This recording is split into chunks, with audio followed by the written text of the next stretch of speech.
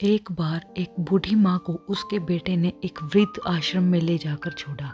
इस माँ का ये वही इकलौता बेटा था जिसके लिए इस माँ ने जीवन भर संघर्ष किया। इस बेटे के लिए वो सब कुछ किया जो एक माँ को करना चाहिए या माँ कर सकती है, और आज भी अपने बेटे को किसी भी तरह की परेशानी ना हो इसलिए आश्रम में रहने के लिए भी तैयार हो गई। वृद्ध आश्रम में रह रही माँ हमेशा अपने बेटे को याद करती, मगर बेटा केवल साल में एक बार उसको मिलने जाता या फिर फ़ोन कर बात कर लेता। कई साल बीत गए।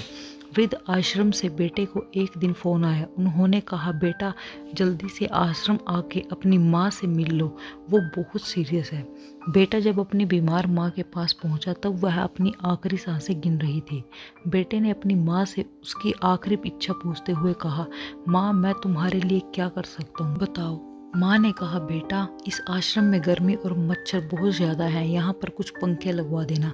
फ्रिज ना होने की वजह से यहाँ पर हम बूढ़ों को कई बार भूखे पेट ही सोना पड़ता है, क्योंकि किसी ने दिया हुआ खाना खराब होने से नहीं बचा पाते। तो इस आश्रम के लिए एक दो फ्रिज भी खरीद कर दे देना। बेटे ने अपनी माँ की सारी बात सुनी और अपनी माँ से पूछा, आपने इतने साल यहाँ पर निकाल दिए पर आपने कभी यह बातें मुझसे नहीं कही, और अब जब आपके पास टाइम नहीं बचा है तब आप यह सब कह रही है, ऐसा क्यों।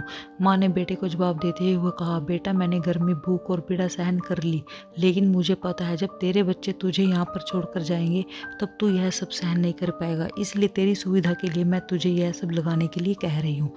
दोस्तों, माँ की आखिरी लाइनें किसी भी बेटा या बेटी की आंखें खोलने के लिए सक्षम है। इतिहास हमेशा अपने आप को दोहराता है। अगर आप चाहते हैं कि आपके साथ अच्छा व्यवहार हो तो आप दूसरों के साथ भी वैसा ही